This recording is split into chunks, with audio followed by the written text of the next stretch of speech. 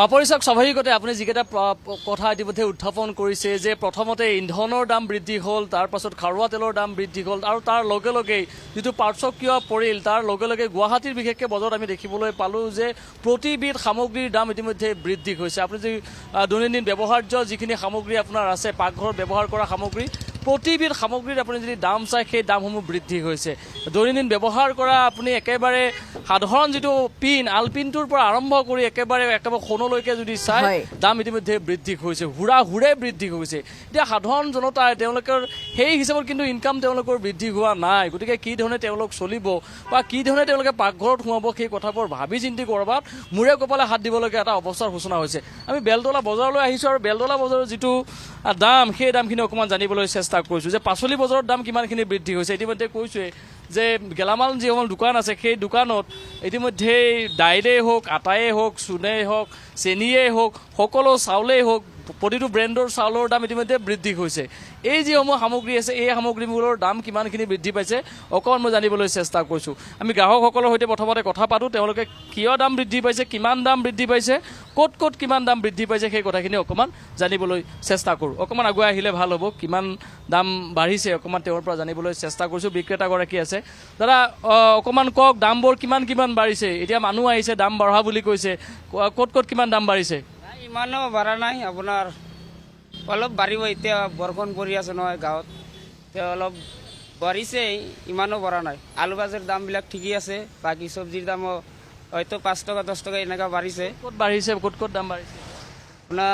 আপোনাৰ এই জিকাবিলাকৰ দাম বাঢ়িছে, আপোনাৰ গাজৰৰ দামটো বেছি। এতিয়াতো লোকেল গাজৰ নাপায়, এতিয়া শ্বিলঙৰ পৰা আহিছে, এইবিলাক দামবিলাক বাঢ়িছে। বিনছ, গাজৰ, মটৰ এইবিলাকতো নতুন চব্জি ওলাই আছে, এতিয়াতো অলপ দাম হ'বই। চব্জিবোৰ ক'ৰ পৰা আনি আছে আপোনালোক? আমি গুৰচুগুৰ পৰা আনো চব্জিবিলাক। এইবিলাক ট্ৰান্সপৰ্ট খৰচটো আগতকৈ বাঢ়িছেনে আপোনালোক? অলপ বাঢ়িছে, 10-20 টকাকৈ পাল্লাত বাঢ়িছে। পেট্ৰল ডিজেলৰ দামটো বাঢ়িছে না, এতিয়া গাড়ীৱালাটো সিহঁতেতো বেছিকৈ ল'ব ভাড়াটো, এইটোৱে আৰু কি ক'ম। পেট্ৰল ডিজেলৰ দাম বাঢ়িছে, তাৰ লগে লগেই এইদৰে দাম বাঢ়িছে। মই কিছু গ্ৰাহক আছে, অকণমান যদি গ্ৰাহকসকলৰ সৈতেও কথা পাতিব পাৰোঁ যে যিসকল গ্ৰাহক আহিছে তেওঁলোকেনো কি কয়। কিন্তু এটা কথা পাপৰি স্বাভাৱিকতে এই যি যুদ্ধৰ অচিনা লৈ বহু সামগ্ৰীৰ ইতিমধ্যে দাম বৃদ্ধি পালে, চাউলৰ দাম বৃদ্ধি পাইছে, প্ৰতিটো ব্ৰেণ্ডৰ চাউলৰ দাম বৃদ্ধি পালে আৰু গ্ৰাহকসকল আহিছে তেওঁলোকে এই ধৰণে কিন্তু ক'ৰবাত যথেষ্ট অস্বস্তিত ভোগা লাভ কৰিছে। মই অকণমান দুগৰাকী গ্ৰাহকক লগ পাইছোঁ। বাইদেউ অকণমান 1 মিনিট সময়ৰ কাৰণে ৰখাইছোঁ, ভয় কৰিব নালাগে। 1 মিনিট সময় যে বজাৰলৈ আহিছে, দাদা 1 মিনিট সময় অকণমান কথা পাতি আছোঁ, আমি অলপ দাম বৃদ্ধিৰ কথা পাতি আছোঁ। 1 মিনিট সময় লৈছোঁ আপোনাৰ পৰা যদি বেয়া নাপায়। কি বজাৰ কৰিলে? আলু পিঁয়াজ। আগতে যিমান লয় সিমান ল'ব পাৰিছেনে? অলপ দাম বেছি কম হৈয়ে থাকিব। অলপ বাঢ়িছে, চবতে দাম বাঢ়িছে, পেট্ৰল ডিজেল চিলিণ্ডাৰ এইটোতো বাঢ়িবই। সেইটোতো আৰু একো বস্তু ষ্টেবল নাথাকে ন প্ৰাইচ। সেইটো পাকঘৰত থাকে, গতিকে আপুনি জানে খুব ভালকৈ দামবোৰ বাঢ়িলে কেনেকুৱা হয়, কন্দুৱাই কেতিয়াবা। এতিয়া কি ক'ম আৰু, ইমান হোৱা নাই বাৰু, তথাপি অলপ হৈছে। পিঁয়াজ ল'লোঁ 40 টকা কৰি লৈছোঁ কিলো, আলু ল'লোঁ আৰু আলু 30 টকা কৰি ল'লোঁ বাৰু, আৰু বিলাহী 60 টকা কৰি কিলো এনেকৈ লৈছোঁ। অলপ হয় দিয়া, অলপ অসুবিধা অলপ হয় বাৰু। হয়। চিলিণ্ডাৰটো আছেনে নাই ঘৰত? আছে। চিলিণ্ডাৰ ঠিক আছে? আছে, ঠিকে আছে, সময়মতে পাই আছে? পাই আছোঁ।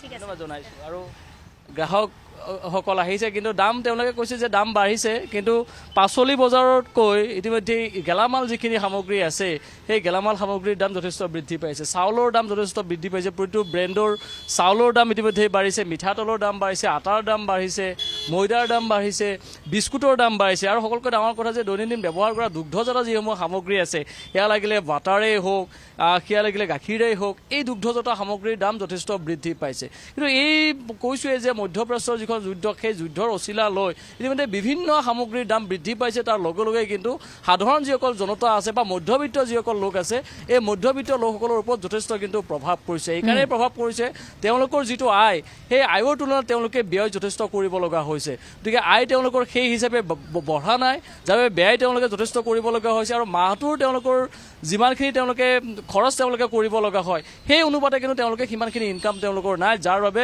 যথেষ্ট প্ৰভাৱ পৰিছে মধ্যবিত্ত মধ্যবিত্তসকলৰ ওপৰত কিন্তু এই প্ৰভাৱ যদি এই ধৰণেই থাকে আৰু এই দাম বৃদ্ধিৰ যিটো আচলতে নিৰিখ এই যদি বৃদ্ধি এই ধৰণে পাই থাকে তেতিয়াহ'লে কিন্তু সাধাৰণ জনতাৰ ওপৰত যথেষ্টখিনি প্ৰভাৱ পৰিব আৰু কিমান দিনলৈ আচলতে এই প্ৰভাৱ থাকিব সেই কথাখিনি এতিয়াও স্পষ্ট কৰিব পৰা হোৱা নাই কাৰণ মধ্যবাছৰ যুদ্ধ এতিয়াও সাম কটা নাই আৰু তাৰ লগে লগেই পেট্ৰলজাতীয় সামগ্ৰীত ইতিমধ্যে প্ৰভাৱ পৰিছে কালিৰ দিনটোতো গুৱাহাটীত পেট্ৰলৰ দাম ইতিমধ্যে চেঞ্চুৰী ইতিমধ্যে পাৰ কৰিলে তাৰ পাছতে ডিজেলৰ দাম বৃদ্ধি হ'ল সমান্তৰালভাৱে CNGৰ দাম বৃদ্ধি হ'ল ঘৰুৱা চিলিণ্ডাৰৰ দাম ইতিমধ্যে দাম বৃদ্ধি পাইছে বাণিজ্যিক চিলিণ্ডাৰৰ দাম ইতিমধ্যে বৃদ্ধি পাইছে এনেকুৱা এটা সামগ্ৰী নাই বাপৰি যিটো সামগ্ৰীৰ দাম বৃদ্ধি হোৱা নাই গতিকে এই দাম বৃদ্ধিৰ কিন্তু যিটো জোৱাৰ উঠিছে এই জোৱাৰে কিন্তু সাধাৰণ জনতাৰ ওপৰত এক প্ৰকাৰ যে ৰামটেঙাৰ সুধাব সেই কথাখিনি কিন্তু আজিৰ তাৰিখত স্পষ্ট হৈ পৰিছে